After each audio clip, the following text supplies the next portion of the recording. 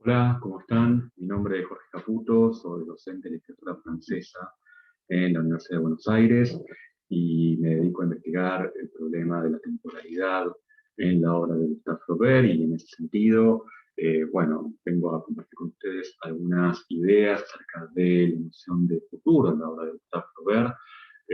Algunos de estos conceptos o temas que voy a compartir con ustedes hoy fueron desarrollados en el primer congreso sobre utopía que se desarrolló en 2021, este año 2021, en la Facultad de Filosofía y Letras. Y bueno, al momento de pensar el problema del futuro en el pensamiento, en la obra de Gustave Flaubert, uno tendría que partir, en primer lugar, de la constatación de que ese problema no ha ocupado en la crítica especializada sobre Flaubert hasta el momento un lugar demasiado dominante. Y esto se debe, creo yo, a una primera constatación de la cual uno tiene que partir, y es que Flaubert se manifiesta siempre, y ya desde su adolescencia, contrario a toda forma de filosofía de la historia. Este me parece que es un dato primero del que hay que partir y muy importante. En un siglo que uno podría decir casi maníacamente imagina figuras para ordenar y predecir el discurso del tiempo de acuerdo a un sentido, que es una forma en la cual uno podría definir la filosofía de la historia, por ejemplo, de acuerdo con Carl Levitt, en un siglo que también proyecta formas y figuras de organización social, quimeras políticas para restaurar una soberanía que se ha perdido definitivamente luego del Congreso de Viena. Bueno, en ese siglo Flaubert aparece como una extrañeza que denuncia siempre de manera sostenida la inanidad, digamos, lo absurdo de todo intento predictivo o regulatorio para la historia, ¿no? Y algo en la naturaleza misma del tiempo y en la percepción del tiempo empujaba a Flaubert a esa desconfianza. ¿Por qué? Bueno, porque para Flaubert todo futuro es, por definición, imaginado de acuerdo a las expectativas y deseos del presente, ¿no? Que inevitablemente resultan desarticulados cuando ese futuro, por así decir, llega. En ese sentido, las imágenes del futuro y las expectativas que están comprometidas en esas imágenes impiden para Flaubert, por un lado, la percepción concreta, la percepción matizada del presente, porque sobreimprimen sobre ese presente una fantasmagoría que lo deforma, que deforma el mundo. Y por el otro lado, justamente en la medida en que esas expectativas no pueden cumplirse, son la causa de la enfermedad definitoria del siglo XIX, que es el ennui, el hastío, el spleen, la melancolía y la parálisis concomitante a esa melancolía, a ese ennui.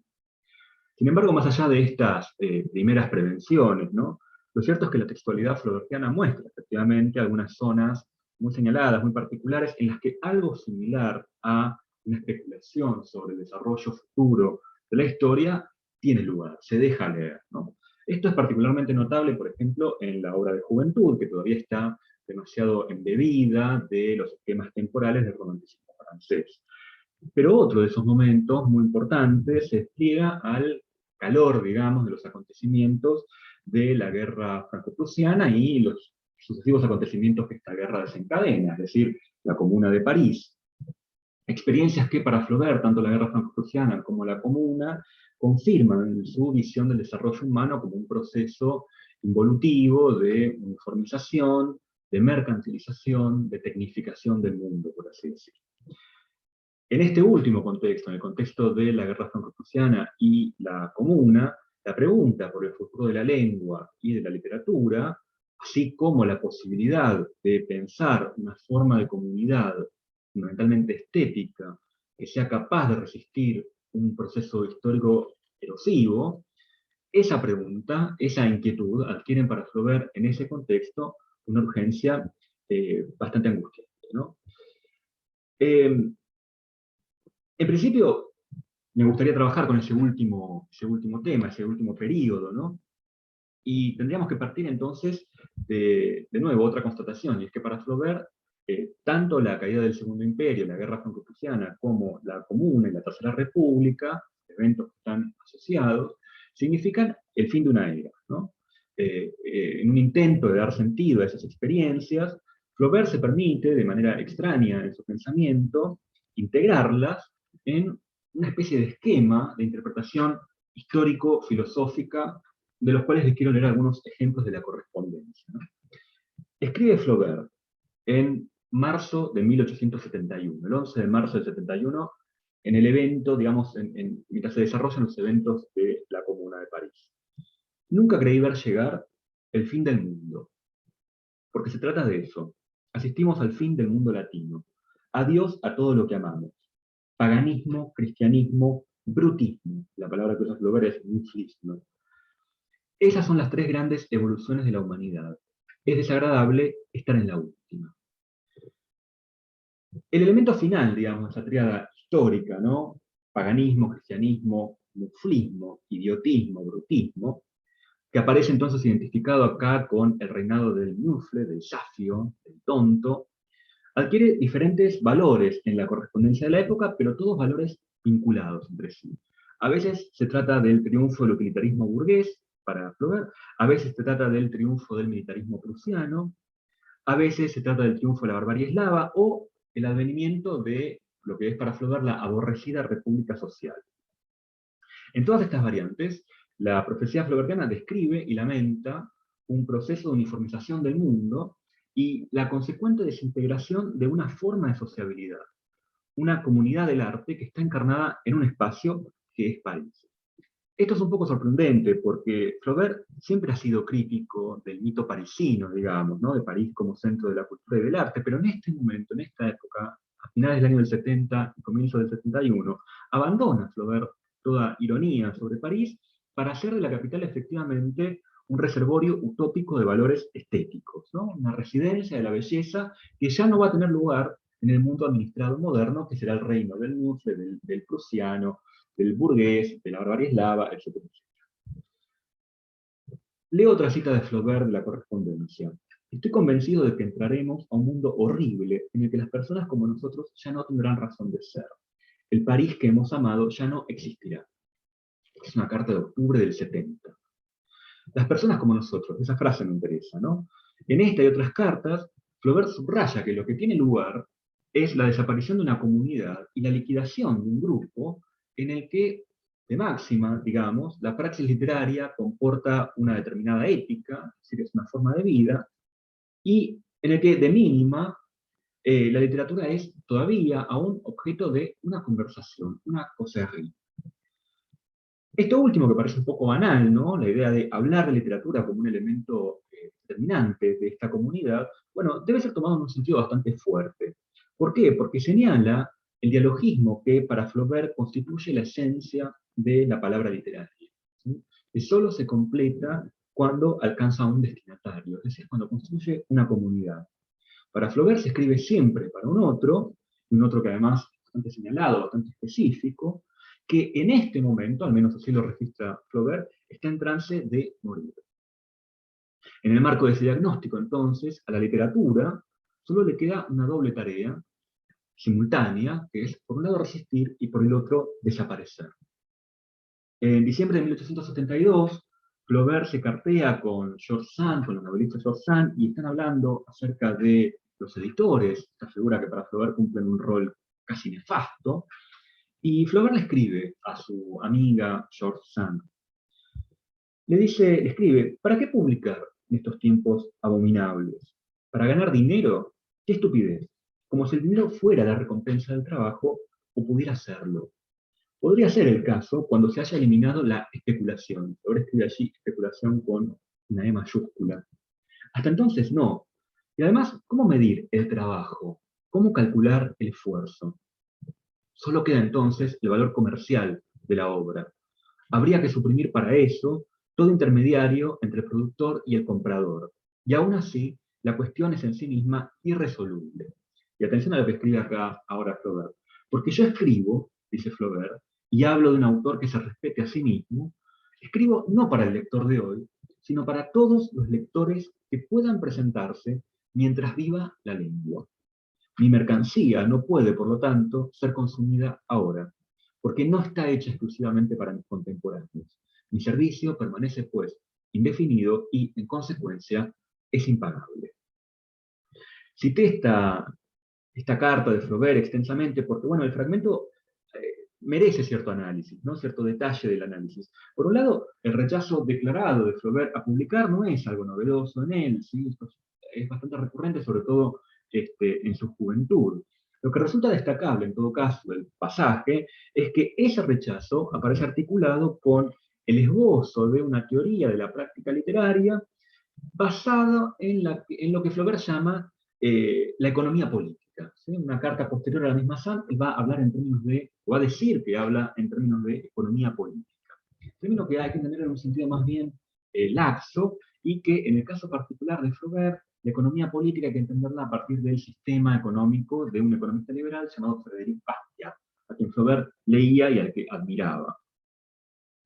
En ese esbozo de teoría literaria atravesado por la economía política, la especulación comercial, que sería la única fantasía de futuro que se permite el comerciante, el burgués, el tendero, según Flaubert, la especulación comercial aparece como la mediación que crea el mercado literario y que entorpece el vínculo directo entre productor, ¿sí? El productor de literatura, el escritor, y su consumidor, lector, y que distorsiona en el mismo gesto la relación entre esfuerzo y recompensa. La posibilidad de establecer una relación libre, sin mediaciones, entre creador y receptor, constituye, Flaubert lo sabe, una utopía. Una utopía social, por un lado, es un vínculo, un encuentro entre escritor y lector. Una utopía económica, por otro, implica la valoración justa del trabajo. Y por último, más importante todavía, una utopía de carácter semiótico, ¿sí? Carácter semiótico. En efecto, si la literatura, cuando, como dice Flaubert, un autor se respeta, cuando es eficaz, ¿sí? Puede promover una reunión de escritor y lector en el terreno común del imaginario, o sea, la definición de literatura, podríamos decir, para Flaubert, es porque el vínculo que constituye el signo lingüístico, es decir, la barra que combina, reúne el par significante y significado en el signo saussuriano, ese vínculo, esa barra, ha sido ratificado. Evidentemente estamos trabajando acá bajo otros ropajes, por así decir, con la noción flaubertiana del mot juste, ¿no? De la palabra justa, la palabra correcta. Por el contrario, para Flaubert, la especulación sería el reino de la no correspondencia, ¿sí? Y que por lo tanto hace algo más grave que difuminar el valor económico de la producción literaria. Difumina la palabra misma, es la ruina del lenguaje.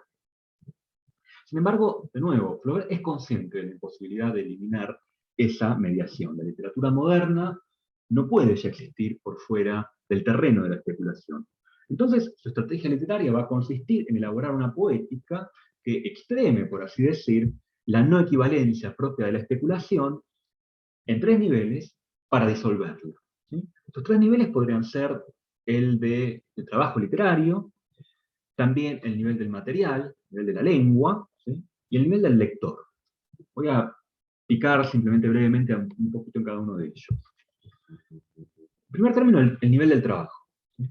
No lo puedo desarrollar con tiempo acá, pero quiero al menos apuntar que para Flaubert la naturaleza de la literatura, ¿sí? Como praxis, es tal que anula la noción misma de valor porque hace estallar toda relación posible entre esfuerzo y recompensa. Y esto, en parte, por el carácter heterogéneo, y sobre todo temporalmente heterogéneo, su heterocronía, por así decir, que Flaubert le asigna a la literatura, ¿sí? La literatura es para Flaubert repetitiva e instantánea, es eterna y fugaz, es móvil y es estática, se inicia en el escritor pero solo se completa en el lector. Por lo tanto, dada esta heterogeneidad, escapa toda convención con la que el capitalismo podría evaluarla, ¿no? De trabajo, espacio de página, cantidad de palabras, el goce, etc. Nada de todo eso puede entrar en el valor. En relación con esto mismo, habría que señalar que el propio material con el que trabaja la literatura, la lengua, resulta especulativo al punto de destruir toda posibilidad de especulación real. Así, justo en el medio de ese párrafo que estaba construido con el vocabulario un poco cliché de la economía política, y que acabo de leer, ese fragmento de la carta a George Sand, en medio de ese párrafo, Flaubert introducía casi de soslayo, ¿no? Como de contrabando, podríamos decir, una noción muy particular de la lengua como material mortal. recupero el fragmento, recupero la carta, vuelvo a leer un fragmentito. Escribía Flaubert: escribo para todos los lectores que puedan presentarse mientras viva la lengua. En francés esto es tant que la langue vivra. Es una frase muy interesante, ¿no? Eso, sintácticamente. Mientras viva la lengua. En la carta de respuesta que George Sand le envía a esa misiva de Flaubert, Sand malinterpreta, por así decir, esta línea de Flaubert y sostiene, le reprocha, casi con un tono un poco irónico, ¿no?, que el novelista está pensando en la posteridad, y Sand además escribe posteridad con una P mayúscula, ¿no? Le dice algo así como, bueno, vos querés escribir para todos los tiempos, ¿no? Como si Flaubert creyera en una especie de eternidad de la fama que se lograría para el poeta y para el novelista, o para el escritor, o para su obra, a través de una eternidad marmórea, ¿no?, de las palabras. Pero este no es el sentido que Flaubert le asigna a este mientras viva la lengua, ¿no? En primer lugar, porque para Flaubert el juicio de las generaciones futuras, es decir, el canon, ¿sí?, la conformación del canon, nunca puede entrar, no debería entrar, en la ecuación creadora porque la inmoviliza, ¿no? Y en este sentido, Flaubert, desde muy joven, declara, al menos en su correspondencia, abandonar toda idea de fama, toda idea de preocupación por el renombre o por la posteridad, ¿no? Ya en el 1850, Flaubert escribe: yo renuncié a ocuparme de la posteridad. Entonces, el futuro que Flaubert está imaginando para su lengua no es, evidentemente, el de una estela funeraria. Al referenciar esta vida futura de la lengua, de lo que se trata, por el contrario, es de marcar precisamente para Flaubert su condición temporalmente limitada. La conciencia, que es precisamente enemiga de toda especulación, de que se está trabajando con un material que, lejos de incrementar su valor a futuro, ¿sí?, inevitablemente va a perderlo en algún punto. En su curso sobre la preparación de la novela, que tengo acá, Roland Barthes vuelve en dos ocasiones sobre esta fórmula, sobre esa declaración, tant que la langue vivra, mientras viva la lengua, de la que destaca lo que él llama una melancólica lucidez. Dice Barthes: me gustan estas palabras, tant que la langue vivra, mientras viva la lengua, pues son modestas y realistas, sino pesimistas. La lengua, dice Barthes, no será eterna. Y un poco más adelante, en el mismo curso, vuelve sobre esta expresión y dice lo siguiente, que también quiero leerles. Un escritor, razonablemente, dice Barthes, si reflexiona un poco, debe pensar su posteridad, o al menos su vida póstuma, no en términos de contenido o de estética, pues estos pueden ser retomados en espiral por modas ulteriores, sino en términos de lengua. Y el diagnóstico es severo, pues no solamente la lengua no es eterna, sino que además su devenir, es decir, su caducidad, es irreversible. Y Barthes da un ejemplo. Si Racine pasa un día, no es porque su descripción de la pasión es o será caduca, sino porque su lengua estará tan muerta como el latín para la Iglesia conciliar. Entonces, a contramano de Sand, Barthes subraya en la idea flaubertiana el carácter justamente degradable de la lengua. Y sin embargo, también esta posición parece perder, creo, en la interpretación que quiero compartir con ustedes, lo fundamental de esa frase, de esa expresión. Que una utopía lingüística, entendida como relación natural, estable, más o menos armónica, entre significante y significado, ya no es posible, que la lengua como el mundo se erosiona e incluso muere, es una reflexión más o menos recurrente en la literatura francesa del siglo XIX, la encontramos en Nodier, la encontramos en Hugo, y se corresponde bien con el régimen de historicidad que, de acuerdo con François Artaud, se abre de alguna manera, a grosso modo, a partir de la Revolución Francesa, régimen de historicidad que estaría caracterizado por un sentimiento de inestabilidad y de transición histórica, ¿no? Sin embargo, la perspectiva del futuro ruinoso de la lengua, que en muchos románticos y en Barthes mismo parecería provocar la aparición de un humor melancólico, esplinético, ¿para qué escribir, ¿no?, si la lengua va a perecer?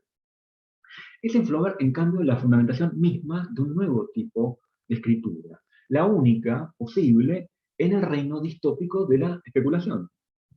Quiero aprovechar un poco esta mención bartesiana del latín eclesiástico, ¿no?, abandonado por la Iglesia conciliar, para mostrar un ejemplo de cómo se forma casi inconscientemente esta nueva propuesta lingüística, esta nueva propuesta poética, en un evento que Flaubert describe y detalla en su correspondencia, un evento que es un bautismo, el bautismo de la sobrina, es decir, un evento religioso que tiene lugar en el ya secularizado, digamos, plenamente secularizado siglo XIX. Flaubert asiste a este bautismo y describe la escena en estos términos que son muy interesantes. La bebé, dice Flaubert, los asistentes, yo, el cura, ninguno entendía lo que hacía. Al contemplar todos esos símbolos insignificantes para nosotros, me hacía la idea de asistir a una ceremonia de una religión lejana, exhumada del polvo. Era muy simple y conocido, y sin embargo yo no volvía de mi asombro. El cura murmuraba un latín que no entendía y que nosotros no escuchábamos.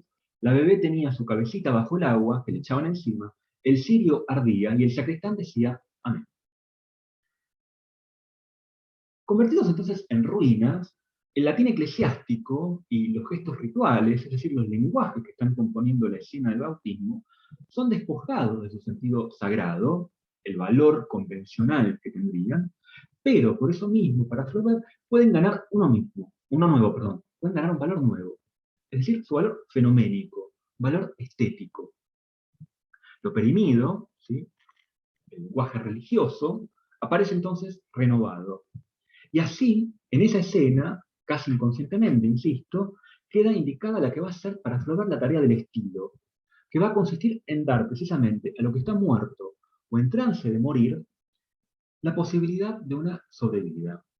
La vida literaria, que es la única forma de vida futura.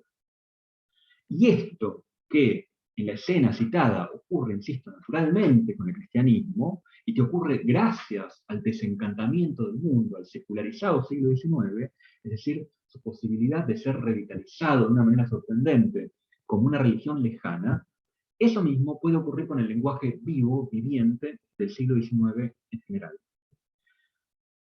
Porque, en efecto, si existe alguna esfera de la vida moderna donde se manifiestan con particular nitidez, tanto la arrogancia como la estupidez burguesa, esa es para Flaubert la esfera del lenguaje. De un modo inédito, entiende Flaubert, gracias a sus diarios, a sus novelas, a sus avisos publicitarios, a la escuela pública, la burguesía triunfante habría logrado lastrar el lenguaje con todo el peso de las ideas recibidas, del cliché, de las ideas reçues, según Flaubert, que son cristalizaciones léxico-semánticas, es decir, pura ideología, presentadas como verdades eternas e inamovibles, en las que el burgués cree, pero que justamente por eso aparecen condenadas a una precariedad muy veloz. Así entonces, para abrir la posibilidad de una vida futura, estética, imaginaria, de esta lengua, va a ser necesario arruinarla. Es decir, inscribir la constitución actual de ese lenguaje y con él la de toda la cultura, como si estuviera ya muerto. Esa tarea es la tarea de la escritura flaubertiana de Madame Bovary en adelante. Y en esta década posterior a los eventos de la Guerra Franco-Prusiana y la Comuna, en la década del 70, esa tarea afina, digamos, su objetivo hasta lo imposible. El símbolo supremo, podríamos pensar, de ese proyecto es Pouvoir et Pécuchet, y los textos que rodean concomitantemente Bouvard, ¿no? Es decir, el Sotissier, el diccionario de ideas recibidas, etcétera, etcétera. Visto desde este prisma, si considerada, por así decir, la práctica del recorte, de la cita, de la recombinación que tiene lugar en ese proyecto, no es solo una autopsia irónica y un poco burlona de los discursos, como a veces la crítica suele entender, sino que por el contrario, esa recombinación, esa cita, hace durar la lengua, incorporando en ella una latencia que podría volverse patente en tiempos posteriores. Dicho de otro modo, proyecta esa lengua del siglo XIX hacia los lectores del futuro, es decir, hacia nosotros. Concluyo entonces volviendo brevemente a la carta de Flaubert que citaba al comienzo y apunto algo acerca del tercer elemento del circuito que había mencionado, ¿no? El lector, los lectores. El destinatario de ese lenguaje ruinoso del siglo XIX no es, evidentemente, la multitud del presente, la foule ¿no?, del siglo XIX contra la que Flaubert constantemente choca. Tampoco es la posteridad abstracta de la que habla Sand, y tampoco es la nada, ¿sí?, de la que habla Barthes, interpretando ese fragmento. Ambas formas futuras, pero, entiendo yo, de alguna manera equivocadas. En realidad, de ese fragmento, ¿no?, los lectores que puedan presentarse mientras viva la lengua, de ese fragmento en realidad se desprende que la comunicación que Flaubert está imaginando no es general, no es eterna y no es constante. Los lectores del futuro, los lectores que vendrán, son escasos, son intermitentes y no están garantizados. Podrían no presentarse. Pero la comunidad que se construya, cuando ese encuentro se produzca, va a ser, en todo caso, una comunidad bastante concreta. Leo una cita más de la correspondencia de Flaubert. Cada voz, escribe Flaubert, encuentra su eco. A menudo pienso en los seres desconocidos, por nacer, extraños, que se conmoverán con las mismas cosas que yo. Un libro crea una familia eterna en la humanidad. Así entonces, desarticulada en el presente, para Flaubert, toda forma de sociabilidad humana auténtica, la literatura aparece como el espacio débil, imaginario, pero al mismo tiempo muy real, en el que puede construirse un vínculo comunitario con el solo material de las voces. Y ese vínculo comunitario lo que hace es reunir el pasado con el futuro, es decir, con nosotros. Bueno, hasta acá algunas de las ideas que querían compartir con ustedes acerca de el futuro de la lengua flaubertiana, la concepción de futuro en la poética de Flaubert. Espero que les haya interesado y bueno, mando un saludo a todos. Gracias.